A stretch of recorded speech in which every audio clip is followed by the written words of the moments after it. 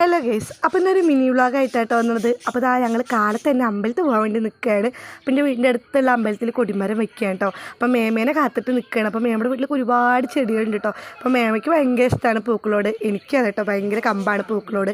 അപ്പോൾ പൂക്കളുടെ കുറച്ച് വീഡിയോസൊക്കെ എടുത്തിട്ടോ. നല്ല അടിപൊളി വെറൈറ്റി പൂക്കളുണ്ടായിരുന്നു കേട്ടോ.